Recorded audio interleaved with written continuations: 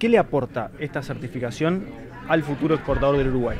Mire, hace 30 años el desafío al sector exportador era la calidad, certificar en calidad. En esto el LATU fue un pionero en certificar en calidad porque eso le daba la posibilidad de acceder a mercados. Desde 30 años para acá se fue incrementando ese proceso de certificación de calidad a través de diferentes protocolos. Pero ahora viene otro desafío que es la sustentabilidad, que es lo que empiezan a pedir los mercados. Y no tiene que ver solamente con el acceso, tiene que ver con el posicionamiento, un diferencial de posicionamiento de nuestros productos exportables, en un momento además donde Uruguay este año y el año pasado tuvo récord de exportaciones, empezar a generar la certificación de sustentabilidad en función de protocolos internacionales y que es lo que está reclamando cada vez más el mundo. Ustedes escucharon ayer a la ministra de Economía hablar de cómo el tema sustentabilidad atraviesa todos los rubros económicos, al punto que muchas veces nos va a generar oportunidades arancelarias en la medida que tengamos una economía sustentable y verde, y cómo además nos va a dar oportunidades vinculadas quizás a acceso a financiamiento a tasas más baratas. Bueno, es todo lo que vamos a estar reclamando en función de Uruguay, que en este tema viene liderando por lo menos gran parte de América Latina. Y esta etapa, para mí muy importante, tiene que ver la Unión de Exportadores y el LATU para certificar lo que estamos haciendo en materia de sustentabilidad de empresa. Interacción pública-privada, iniciativa de la Unión de Exportadores, certificación del LATU, capacitación de empresas y trabajadores en este sentido, oportunidad para el Uruguay. Una huella de carbono como marca país. Yo creo que la marca país se va a ir redefiniendo, donde se va incorporando el aspecto de sustentabilidad en todos los aspectos, mucho más que eso. Y yo creo que tenemos una gran oportunidad como país en tener una marca mucho más moderna que genere un posicionamiento diferente de los productos. Más allá de la cantidad de lo que exportemos y de los precios de lo que exportemos, empiezan a aparecer otros requisitos que son barreras no arancelarias y que el Uruguay está preparado para irlas sorteando, generando estas cosas, ¿no? Pudiendo demostrar a través de una certificación que somos sustentables. En ese proceso que el gobierno ha logrado avances, por ejemplo, en la negociación con China, ¿el gobierno siente total respaldo de la oposición o todavía quedan dudas de que si hay un eventual gobierno del Frente Amplio en el próximo periodo, el proceso se interrumpe o se puede interrumpir? Miren, los procesos de este tipo no son para un gobierno, ¿no?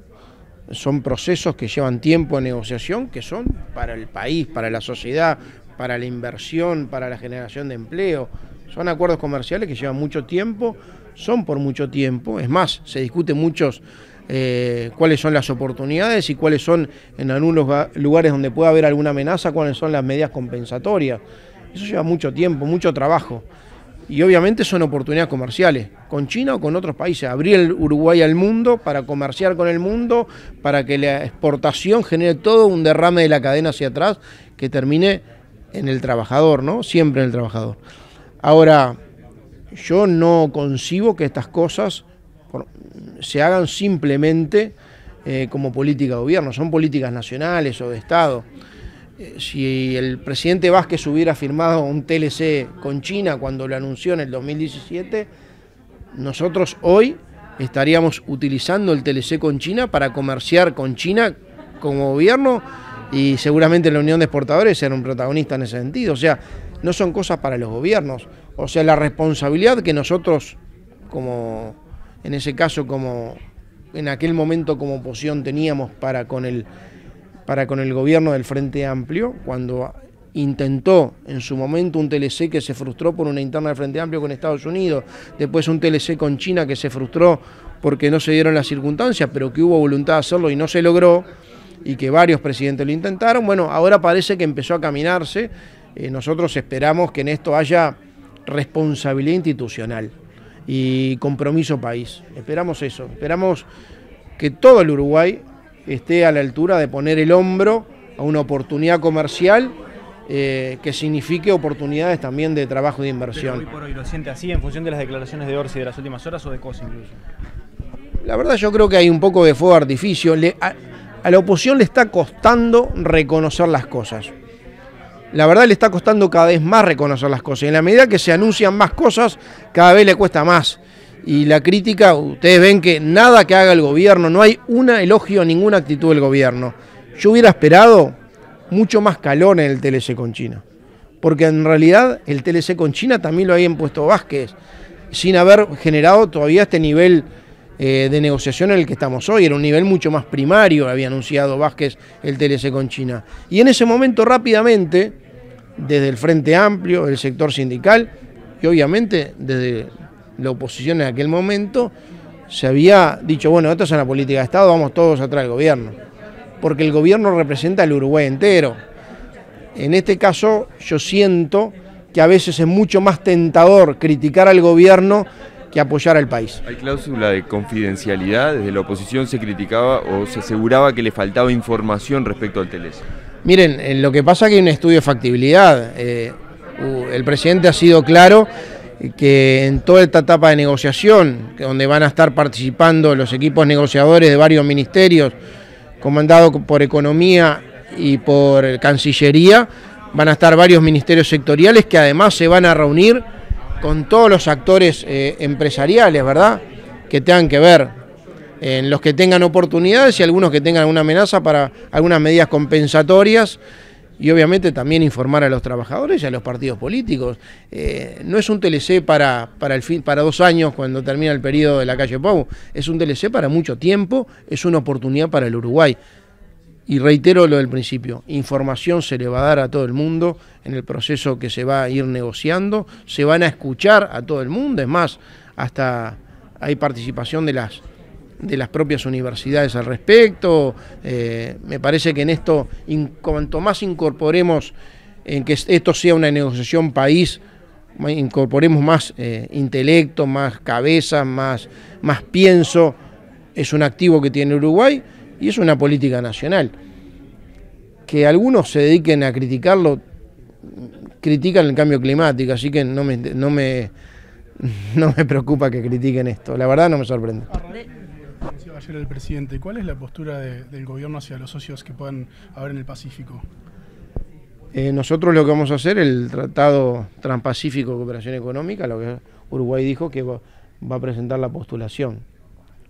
Hasta ahí puedo avanzar y es algo que el canciller obviamente va a informar a los socios, está informando a los socios del Mercosur sobre la postulación de Uruguay en ese sentido. Delegado, ¿cómo recibió la revocación del fallo de Recarey sobre vacunación? La verdad lo dije ayer como un alivio, yo creo que era un disparate en todo sentido, ¿no? Yo estaba leyendo ahora con más detenidamente la sentencia del Tribunal de Apelaciones, que es lapidaria, que le dio la razón a todos los argumentos que presentó la Presidencia de la República y el Ministerio de Salud Pública. No hay legitimación, no se aplica el amparo, no representa el interés de los menores, en realidad la vacunación es voluntaria y no obligatoria, y es más, en su momento la Presidencia denunció irregularidades en el proceso del amparo por el cual se toma el fallo suspender insólitamente la vacunación de menores. Y la última parte del Tribunal de Apelaciones dice que va a elevar a la Suprema Corte de Justicia las presuntas irregularidades en el proceso denunciadas por la Presidencia y el Ministerio de Salud Pública para que las estudie. Me parece que fue un alivio, fue una garantía que el Tribunal de Apelaciones funcionara como funcionó. Esperábamos esto con mucha tranquilidad y sobre todo lo esperaba la gente. Ahí el día previo a la sentencia de apelación del amparo, había 5.800 niños que estaban entre 5 y 11 años y 12 años que estaban para darse la segunda dosis, más lo que se podían dar la primera dosis. Muchos de ellos con comorbilidades, muchos de ellos con prescripción médica, y la verdad estaban muy preocupados. Se descongelaron vacunas porque estaba previsto para vacunar, no es hoy voy a vacunar, saco la vacuna y te vacuno. Estamos bien evaluando las pérdidas. En esto hay un proceso, están en vacunas con al menos 70 grados, hay un proceso para adaptarlas para vacunar, tienen una vida útil. Y la verdad que rápidamente lo que estábamos trabajando, como hicimos en su momento con el plan de vacunación, es trabajando en el día después del fallo, con la esperanza de que el sentido común primara y el derecho también, y el Tribunal de Apelaciones revocara la sentencia del juez, en el amparo del juez Recarey. Y se hizo, con lo cual ya se anunció el Ministerio de Salud Pública, está pronto para este jueves, para mañana empezar a a vacunar de vuelta a los niños, a todos aquellos que tenían 2 dosis previstas hace un tiempo atrás, los que durante todo este lapso se suman, a los que se van a dar primera dosis, y nosotros una vez más decirle a la gente que lo importante en esto es tener confianza. La vacunación es voluntaria, como siempre, pero en el mundo se está vacunando. Los datos de la realidad dicen que los que están en el CTI, los que tienen más problemas, los que a veces la mayor causa de muerte se da en aquellos no vacunados. La solución del coronavirus es la vacunación. Y nosotros le pedimos a la gente que una vez más ponga la confianza, le ponga el hombro y le ponga el brazo a este proceso, porque es cuidarnos en lo más importante que tenemos, que es la salud. La pandemia no terminó. La pandemia está ahí, el Uruguay está controlado. Lo que terminó es la emergencia de la pandemia. Pero para mantener este proceso controlado en Uruguay y poder disfrutar de estas cosas, de una nueva etapa en el Uruguay, como estamos viendo, bueno, es clave que se mantengan estos niveles de vacunación, que no es otra cosa que mantener estos niveles de inmunidad. El presidente del Frente Amplio planteó que la gente va al aeropuerto a despedir a sus hijos, ya no para irse de vacaciones como en gobiernos del Frente Amplio. ¿Le consta al gobierno esto? No, yo el dato que tenía es que en realidad el año pasado hubo récord de pedido de residencias en Uruguay. Y residencias de mucha gente que viene a invertir y mucha gente que viene a vivir. La verdad que me sorprende las declaraciones. A veces las declaraciones tremendistas buscan un efecto político, que es tratar de horadar un gobierno que, hay que decirlo con todas las letras, yo no digo que todas las cosas estén bien. Yo creo que todo está, o gran parte de las cosas están mucho mejor de lo que estaban hace 2 años. A pesar de que en el medio hubo 2 años de pandemia y que a muchos, entre otras cosas a algunos de la oposición, parece que no hubiera existido. Y a pesar de la guerra que se está viviendo con la distorsión de precios, a pesar de todo eso, bueno, gracias a que no cerramos la economía como querían, podemos ver que el Uruguay tiene récord de exportaciones, hay récord de producción, que sigue bajando el desempleo, que todavía falta muchísimo, que esto derrame falta, y falta mucho más. Pero este es el camino. Y vamos a seguir insistiendo en la inversión, vamos a seguir insistiendo en el empleo. El presidente ha dicho que el año que viene va a ser un año que, en función del crecimiento económico que estamos teniendo, buscar un mecanismo también para tener algún alivio tributario. Bueno, por ahí es el camino. Los tremendismos, bueno, tienen mucho más que ver con el juego político que con la realidad.